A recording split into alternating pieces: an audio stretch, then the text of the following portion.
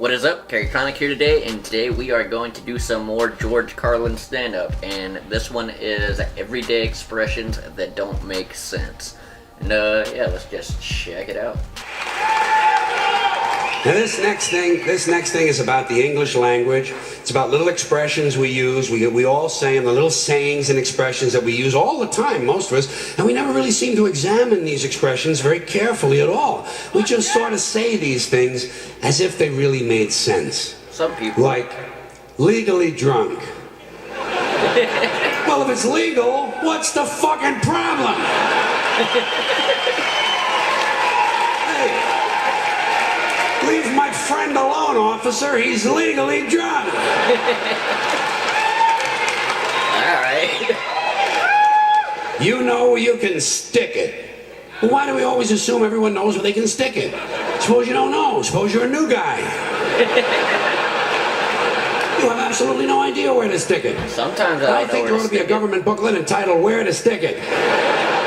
Now that I think of it, I believe there is a government booklet like that. They send it to you on April 15th.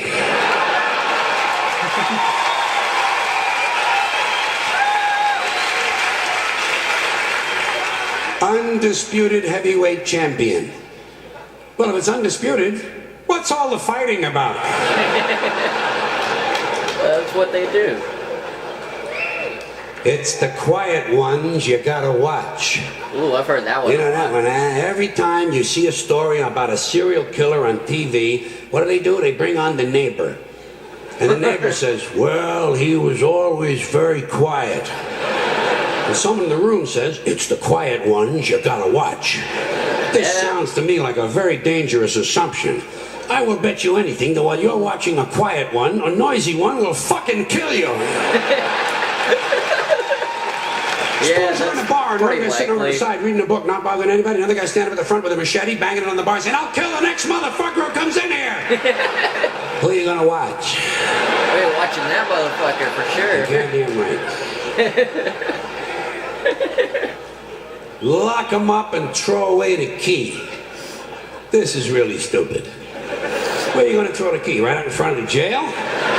His friends will find it. How far can you throw a key? 50, 60 feet the most. Even if you lay it flat on its side like that and you scale it, what do you get? An extra 10 feet, tops. This is a stupid idea, needs to be completely rethought. Yeah, I don't think it actually works that way, though. Down the tubes. Hear that one a lot. People say, the country is going down the tubes. I've heard down the drain. What tubes? Have you seen any tubes? Where are these tubes? And where do they go? And how come there's more than one tube? It would seem to me, one country, one tube. What, does every state all of a sudden have to have its own tube now? One tube is all you need. What, a tube that big? Somebody would have seen it by now. True. Somebody would have said, hey, Joey, look at the fucking tube. This fucking tube over here. You never hear that. You know why? No tubes. We don't have tube one. We are essentially tubeless. Takes the cake. Hey, I've heard that one. Say, boy, he really takes the cake. Where? Where do you take a cake? To the movies? No. You know where I would take a cake? Birthday cake. Down to the bakery to see the other cakes. George Carlin's a crazy son of a bitch. And how come he takes the cake? How come he don't take the pie? Pie is easier to carry than the cake. Easy as pie. Yeah. Hey, wait. Cake is not too hard to carry either. Piece of cake. The greatest thing since sliced bread. Hey. So this is it, huh, folks? There's been a lot of good things since then. Couple of 100,000 years.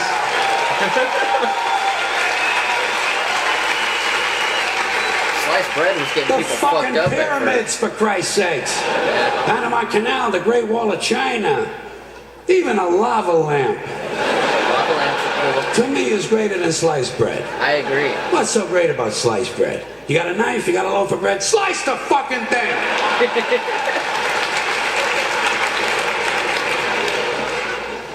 and get on with your life.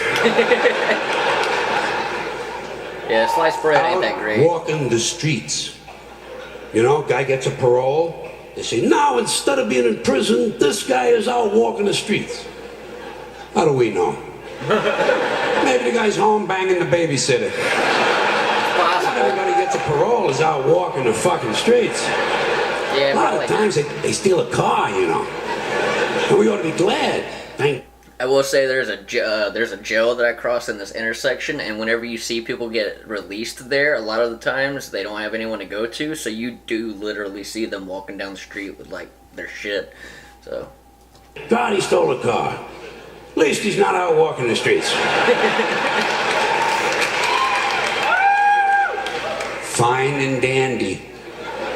That's an old-fashioned one, isn't it? Yeah. Say to a guy, how are you? He says, fine and dandy. Not me. I never say that. You know how come? I've never said that. Because I'll never both of those things at the same time. Sometimes I'm fine, not dandy. Close to dandy. Approaching dandy.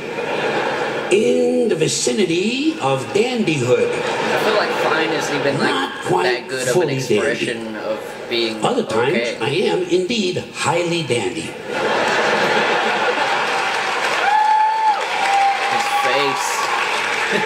However, not fine. One time, 1965, August, for about an hour. I was both fine and dandy at the same time. But nobody asked me how I was. Didn't even get to use the words. I could have told. You could have used it. I could have told. I could have said to the person, fine and dandy. I consider it a lost opportunity. Don't matter. Walking papers.